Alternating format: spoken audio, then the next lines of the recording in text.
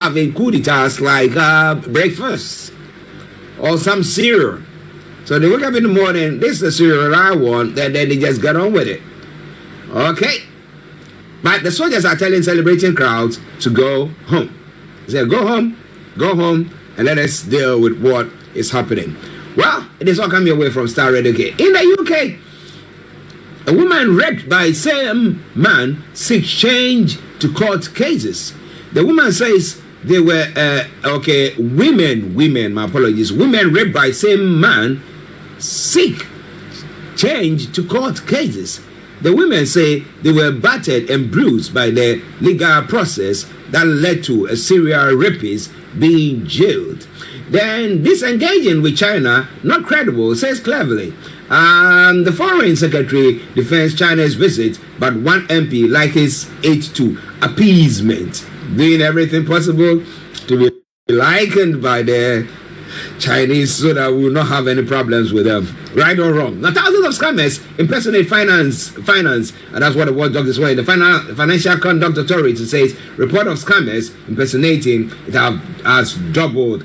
Okay, lots more going to be coming away from there. And thousands lose benefit after tax credit overpaid. Households on universal credit lose 5,000 or more as authorities claw back historic overpayments. All right, then, so this and a lot more going to come your way. We're going to bring you up to play from Nigeria in a moment. But now, let's enjoy this music. I continue to write the names of all.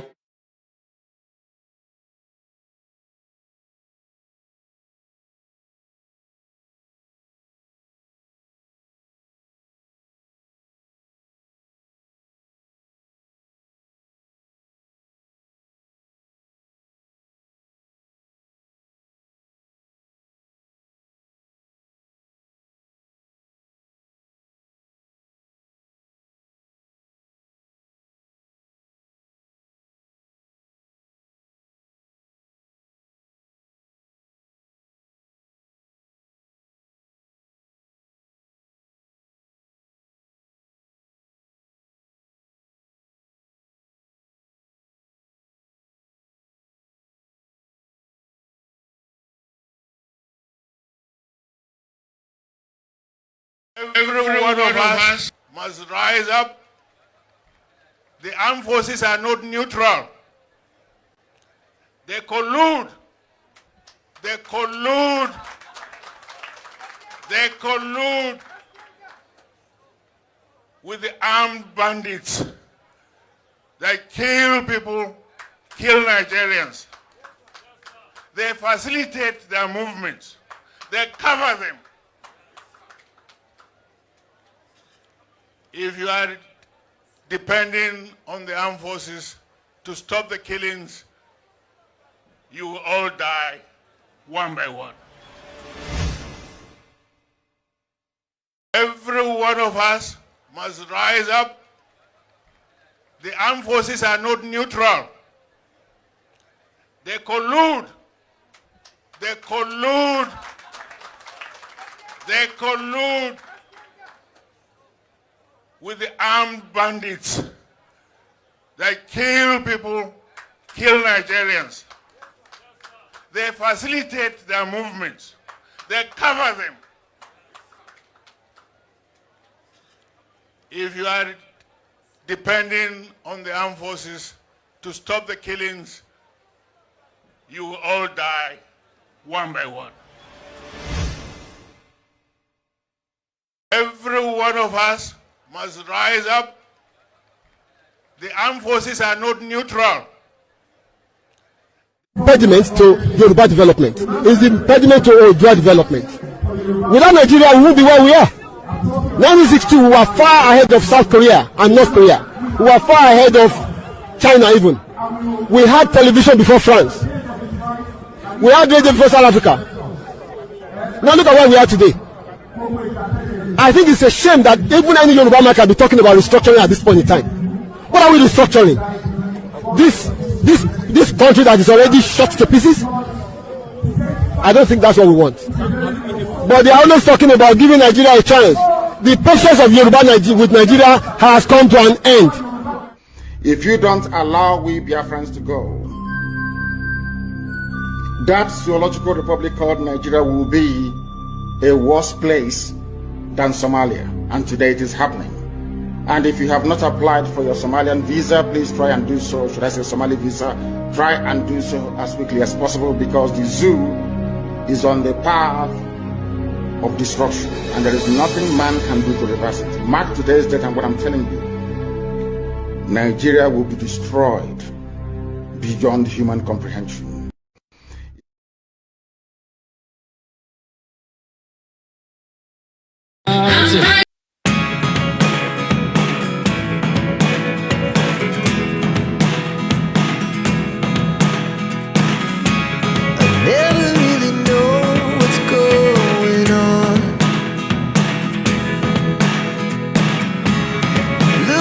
Sometimes like all you want to do is run. Hear me out, hear me out. It's all the things you never show. There are the things I want to know. Secret start in your heart so slow.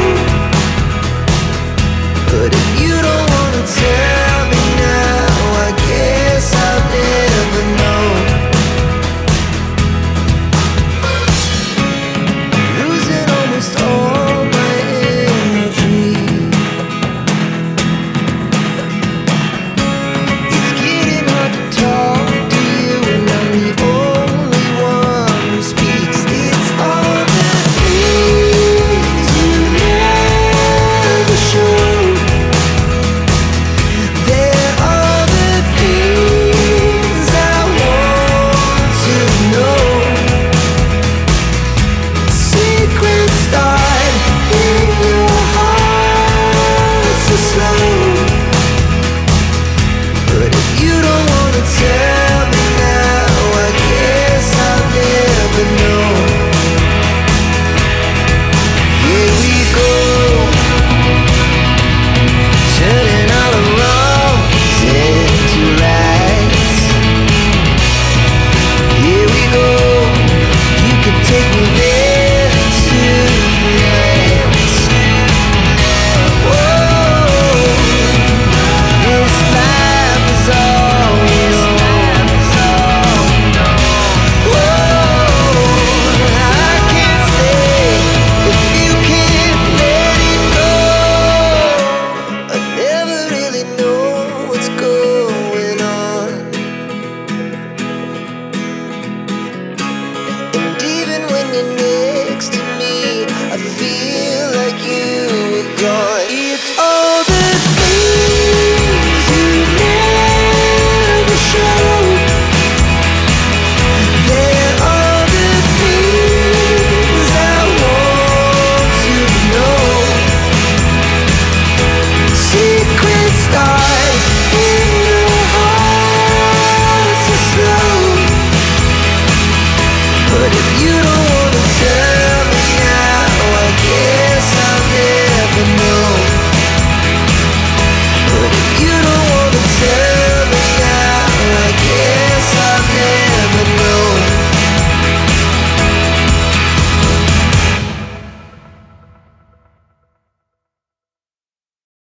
Been in power for 14 years, said that he had won a third term with 64.27% according to official results announced on Wednesday, that is August 30, by the Electoral Commission. Now, Ali Bongo defeated his main rival, Albert Ondo Oza, in a single round of voting. Now, according to Michelle Stephanie Bonda, the president of Gabonese Center of Elections, Ondo Oza secured 30.7% of the vote. 12 other candidates took part in the presidential race. 2, 3, 4, 5, 6, 7, 8, 9. However, I don't know whether hours after that particular announcement, then we have the military saying that, you know what, we were standing by, we've taken over. But I'm asking asking the question, is there going to be a domino effect, or is it a domino effect with what is happening on the African continent at all? But especially this time around when we're talking about the former French colonies.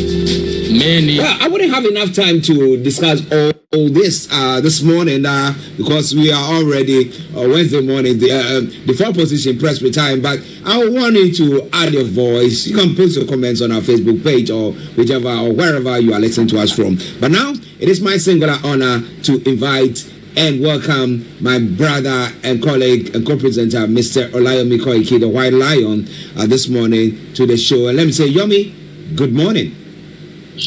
Well, a very good morning to you back in the studio, Mr. Archie, and a very beautiful afternoon for those watching in different parts of the globe. And welcome once again to the finest African and Caribbean radio station in London. A very good morning once again to Frank and the rest of the Starr Radio UK team as we press for time, but there's a lot happening, but we will catch up as much as we can. I'll come back again to you in the studio, Mr. Archie. Yes, I hope family and everyone is doing well. Well, we're grateful. That's the biggest question that everybody wants to know. When the family are doing very well, that literally means that we can be out here as well, doing what we love to do best. Bringing the news as it's happening. And I would also say, yes, it is breaking and it is still breaking. And I'll be also sharing some of the thoughts that you've also been talking about when it comes to what is happening, mostly in Africa, but again. We're discussing Nigeria this morning as so many Nigerians are waking up again to what is happening in the other part of Africa known as Gabon. And I've done a bit of analysis on that this morning for 2 hours. So I have a better understanding based on what we do not know, because until something like this happens, you will realize that there's a lot. 56 years, this family have been in power, and it seems things are turning around very, very fast, and it seems as, like you said, listening to you carefully, 2009, the last president before this one died in Barcelona for cardiac arrest. And the question is, how soon can we build the Africa of our dream? It seems that Bola Tinubu is working very hard for so many Nigerians, according to the headline. Let me come back again to you in the studio, Mr. Archie, as we get ready to kickstart again this morning. Yes, listeners, Mr. Olayomi Koiki in our North London studios. I'm actually here in this South studios, and we are bringing you updates from Nigeria. But just a quick one from the Gabon situation, because I'm thinking that, look, with what is happening in Gabon, now elections were run. It was only this morning, early morning, they announced it and said that, well, Omar Bongo has won, 64%. And I was saying, I mean, you cannot win. If he not Muhammad or Jesus, they wouldn't, because they have people who are praising them. The next moment, there are those people who are chastising them as well. So rarely will you say you won 64% of the votes. Now they announce that, and the next moment the military say no more. So what are developments? Because we look at Gabon and looking at it's also an oil-rich country, and we compare it to Nigeria, and the way Gabon is, we're looking at the economy and everything. It's like what is happening in Nigeria and what is happening in Ghana as well. So how have Nigerians taken it, and what is your understanding, a bit of understanding there, Yomi? Well, the reaction is still, very, very ongoing. I was able to pick up, as many Nigerians, still trying to figure out, what is going on in Gabon, like you said, and it seems that the news, is already filtering out. But you got to be honest that as many Africans probably, due to power shortage, due to internet, imagine somebody that have turned off their internet since yesterday will be waking up not even knowing that there's another breaking news of a coup. Yes, most of the mainstream media, like ours and so many others, have been talking about it, in the last, hours. My mom picked up the news even before myself. You can tell that those of us outside here are very, very conversant with what is happening. But the reaction is still like, are we seeing the new Africa?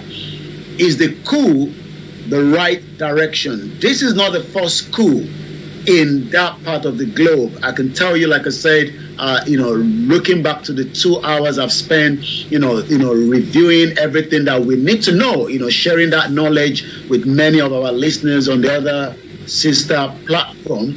The coup has happened before. We've seen coup even up to 2019. The American interfered quickly.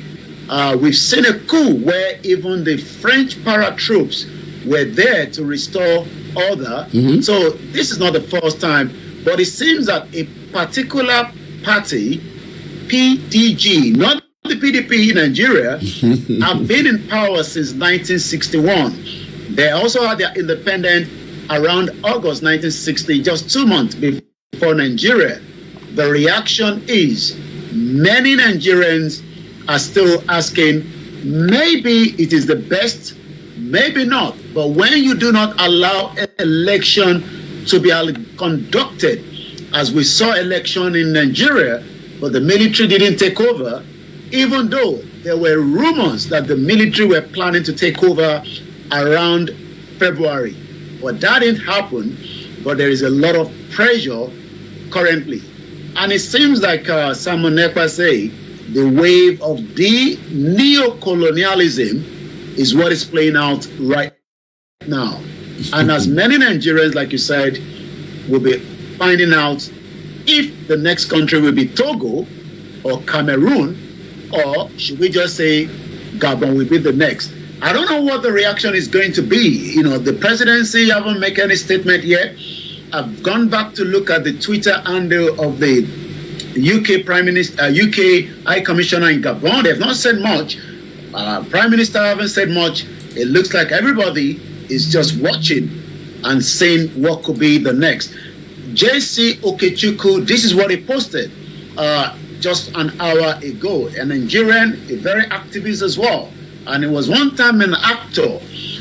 In the early hours of today, more than 10 Gabonese military officers appeared in front of the cameras on the state television and read a statement. Remember that Gabon just had an election, which we've been talking about. The leader and the president of Gabon took over from his father after he died of a cardiac arrest in Barcelona hospital. It seems that Ali Bongo is another extremely pro-France, pro-West president who, along with the Ivory Coast president, was championing the push for military intervention in Niger. It seems that maybe that might not happen anytime now. Let us stay tuned as things unfold. Well, listeners, we'll be monitoring very, very closely what is happening. But for now, let's come to Nigeria, which we know, or where we know what has happened there, and we can talk about. But I did say that it's going to be maybe a point where African leaders are going to set up and know that, look, it's getting to a point where the citizens are not going to be taking any more nonsense from us. And therefore, if we are serving them, we need to make sure that we are serving them. The people are seeing it. Well, we have the Information Minister, Mohammed Idris, who is saying that President Bola Tinubu is committed to ameliorating, and I said it all the time, they like using big English language words, the pains of Nigerians caused by the petrol subsidy removal in the shortest time possible, according to him. He said Mr. Tinubu is working tirelessly day and night to revamp Nigeria. It's quite interesting. But Yomi, do you think that the government couldn't have invested whatever monies that they are using for this? Virtually, whatever they've made, or they were saying that money that were going out, the palliative, whatever money that they're going to use, to actually secure the borders of Nigeria, or to check, to make sure that vehicles were not carrying fuel to Ghana, to Benin, to Togo, or to Cameroon, or to Niger. Couldn't they have used that money to do that, so that Nigerians at least knew that, look, we are getting whatever we are getting, but that money, we know that they are being strict at the borders. Couldn't they have done that? Well, it seems that the president, yesterday, Shetima, the vice president, said in one of the headlines, that quoted him, Nigeria is in a big mess. The reason why Nigeria is in a big mess is because there's not governance in the 774 local governments. So it's been a very poor governance. We do not have, the governance to look after the welfare. I was looking at what Professor Adebanji Akintoye, the leader of the Yoruba Self-Determination, said in one of the video 5 years ago when he traveled to South Korea in 1982. That was about 41 years ago. He was actually telling the South Korean new leader that not that Nigeria only have the crude oil, we also have the manpower to transform what would have been the best in Africa and compete with the world. 41 years after, Nigerians are still below par when it comes to life expectancy. Life expectancy in Nigeria is 53. The life expectancy in South Korea is 83. The GDP in South Korea, according to 2021, is 1.something trillion US dollars. While Nigeria is still struggling, the reason is because the corruption has eaten every part of Nigeria, even up to the fact that an average Nigerian is asking, how come all the wealth in the country is not being seen across Nigeria today, as the naira continue to depreciate at the exchange rate at 775, but at the black market is about 900 naira to the dollar. It seems that many Nigerians are asking, but the information minister says the president is working day and night to resolve all this problem. As many Nigerians are trying to find a second path, greener pasture, this isn't the Nigeria of our dreams. As citizens continue queuing endlessly for passport. This is now coming from the Interior Minister. Nigerians should not have to queue endlessly to get the passport. No, this must stop. So it seems that maybe the new ministers under the leadership of the new president will be different from what we know from the former President Muhammadu Buhari. The Interior Minister Olubunmi Tunji Ojo has expressed his displeasure at how Nigerians have to queue endlessly for the passport that they might not likely get a visa even to South Africa.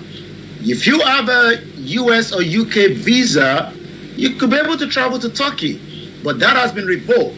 Even going to Seychelles, you cannot travel with a Nigerian passport because we are kind of not respected, even though Nigeria is still known as the most populous black nation in Africa.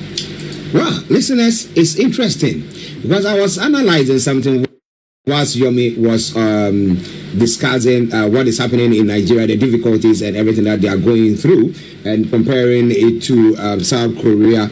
And I was analyzing, and then I came by Malaysia. Malaysia had independence the same time that Ghana had independence, 1957. But you look at the way Malaysia has developed and up to where they've got into, and you ask yourself the question, so what is wrong with us? Now, even if, which we know, that our colonial masters actually were just siphoning everything from our hands, weren't there wise people enough within our means to our midst to stop them from doing so, and just thinking of how to develop? And I did say this all the time, that back in the day, I remember when I visited Nigeria, that was during Shagari's time. That was quite a long time ago. And I remember the VW factory. I remember there was a Peugeot manufacturing plants and stuff like that there. And I could see the number of people who were traveling to Nigeria to better their lives. But now what do we see? We see our people walking across Niger, crossing the Mediterranean, some dying in there, going through Europe and all that kind of thing, and people have to be queuing for even passport, which we know they're not going to be getting the visas or whatever they are doing. But it is sad, and I really hope. Pastor Mo says, well done, gentlemen. Thank God for people in the Gabon. We pray for similar thing to happen soon in Nigeria, so that the indigenous people can go to their tents. And Anthony Adedeji says just last claps for us all. But it is because you look at it, what are the push factors? What are the pull factors? And our leaders think that, oh, they are untouchable, they should come again. they should come again. Listen to Starr Radio UK. We have the president. The president, they are saying that, well, Tinubu is doing his best. But this morning, there are fewer queues that has hit Lagos. Though they are saying it's all due to thievery and vandalizing of pipelines. Yomi, tell us more. Well, when thieves decide to also tap out of, the pipe that is moving, very inflammable, product like the petrol, you're also endangering the lives of many Nigerians living in such community. It seems that Lagos State this morning, there are some report that there is already fuel queues due to the fact that thieves have vandalized pipeline. What do we know so far? Long queues for the premium motor spirit, popularly known as petrol, are beginning to resurface at filling stations in Lagos State and boundary of Ogun State and few other locations in the southwestern state. Although, gathered the reports not seen in Abuja and other states in the north, it was learned that depots in Lagos State were gradually running dry of the petrol. Queues were sighted at many stations, particularly those on Oshodi, Ojodu Berger Expressway, and some other sections of the Lagos-Ibadan Expressway, as the vehicles that waited to purchase petrol stretched into the expressway, slowing down the movement on the service lane. The Northwest filling station had the longest queue, as this is being sold at 568 naira per liter. Others are selling it at almost 570. But the question is, what could be the reason behind this? The chairman of the Independent Petroleum Market Association of Nigeria, Satellite Depot, Akim Akinrade, stated that not loaded products in the last 3 weeks. According to him, even the NNPCL retail depot is currently operating at skeletal dispatching of the product. From our end, the issue has been with the pipeline vandalism.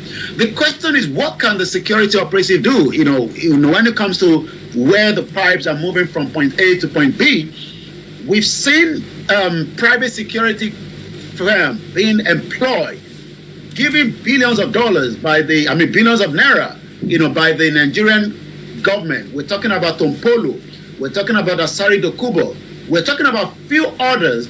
And the question is, have we got to the stage where the government, with all the security personnel under the leader of the president, cannot be able to protect our pipeline?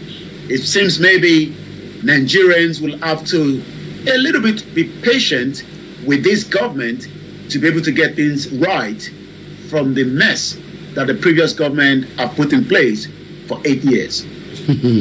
Well, there is that musician who said politicians have pity on us, so I've forgotten his name. But pity on us. We hope that they are doing whatever they are doing. They are doing it in the interest of the people and not on their own selfish interests. Because if they are, they should just be watching domino effect. Well, listeners, it is Starr Radio UK, your favorite African and Caribbean radio station in London. I will allow Yomi to bring you all the other stories that is making the rounds. Over to you, Yomi. Well, we're going to go straight into it because of the time factor this morning, as a lot of things is developing from different part of the world, especially as many Africans are waking up for another coup that is now already taking part in Nigeria. In Gabon. Let's go straight to it. Tinubu wants fertilizer price to be reduced by up to 50%. Is coming from the headline from the Vice President Shetima. Our goal is to serve Nigerian people, as President Tinubu is very passionate about reducing the cost of fertilizer for Nigerian public. This is coming from the Vice President Shetima says President Bola Tinubu is passionate about reducing the price of fertilizer. We know that you will need such so that we can be able to do much. INEC hopes to transmit electronic Kogi governorship election result. Police promise peaceful poll. Well, it seems that INEC could not do such during the presidential election, but they're assuring Nigerians that such will be dealt with in Kogi State as election is coming up very soon there. Security operatives harassing, treating Nigerians living in Jibia like Nigerians community. We know that we have borders to Niger, and with the tension Many trucks with food from the United Nations to others seems to be now going through to weeks and weeks since July, especially after the ECOWAS meeting around July 30. We are now coming up to a month. The solution is not yet resolved. We do not know whether there will be an attack or military intervention, but residents claim that their rights were being violated daily, according to unidentified officials of the Nigerian custom. Some residents of Magama GPA community, located within Nigeria and Niger border of Castina, have now accused security personnel of treating them like Nigerians. We are still Nigerians. Why treat us like Nigerians is the question. The people made the allegation on Tuesday. They claim that their rights have now been violated daily by so many unidentified officials of Nigerian custom. According to Dayuba Mohammed, the security operatives on Castina Jibia Road always go after them whenever they move with grains brought from Castina. So we hope that the government will look into such as well. It seems that the Naira continued to drop as much as possible. Even at the exporter windows, it was 775 Naira 0.34, but on the black market is about almost 900 Naira. Cross River suspend hospital vendor over financial fraud and mismanagement. We've talked about mismanagement on so many places in Nigeria. It seems that Cross River is also similar to others. Armed officers have stormed the NURTW Abuja Secretariat to avert violence, according to the police. That is also coming as the Inspector General of Police, Egbetokun, says police officers are now warned from taking money, or not just taking money, stealing money from drivers. Extortion. The Inspector General of Police, Egbetokun, warns police officers against stealing money from drivers. You wonder why they are stealing money if they are giving all the necessary, welfare and also being taken care of. The Acting Inspector General of Police, Kayode Egbetokun, has now warned yesterday that severe sanctions await police officer extortion and harassing the driver. He was saying this yesterday as alleged incident of extortion, intimidation, harassment of commuters on highways are being looked into, and the force is resolute in addressing these issues promptly and decisively. In response to the report and series of complaints received on the police platform, the police leadership have directed all the supervising officers to undertake stringent supervision of their subordinates in the field. The idea is primarily to curb and eradicate the unprofessional conduct of the officers. It's coming from the IGP. Well, the question is, if those are given what is needed, I'm sure there shouldn't be any reason for them extorting and stealing from Nigeria. Once again, as I go straight to the social media, the talk of the conversation this morning, it's all about Gabon. Cameroon is trending, but already 235,000 tweets on Gabon alone. And it seems also Africans is trending. Max Air, remember that Max Air has come into the limelight of news lately, especially with some of their airline that seems to have been packed away. But it seems that according to the report that led to the government have to come out openly from David Odoye, yesterday he has also come out again. If you fly with Max Air Limited, you are going to die. Well, we don't want anybody to die, so we hope that the government will look into it. Some of the images has got to do with their tires. The Max Air does not have a single airworthy aircraft in its inventory. Its billionaire owner, Dahirubu Magana, has once again used his influence to keep his metal coffins in the sky against NCAA regulation. The question is it right to have an aircraft running when it's also endanger the lives of many Nigerians? That is why Air Max or Max Air is trending again this morning. Well, as many are still looking up to what is going on in Gabon, The other question is, all eyes on the judiciary. Senegal is trending as well, but many Nigerians are still hoping that maybe after the outcome of the election tribunal that is being delayed, for whatever reason, maybe that will bring many Nigerians out on the street, either for or against. And the question this morning is, as we wind down, later on we will have ample of time on the Starr Radio UK when we will be discussing other issues pertaining to the what we call the Niger Voices. You did talk about Timaya, as that is the song you were actually looking for. And it seems that the engineer will help us to see if we can bring that particular track just to listen to it for just about a few minutes. Once again, this is the finest African and Caribbean radio station in London. And this is how the music goes.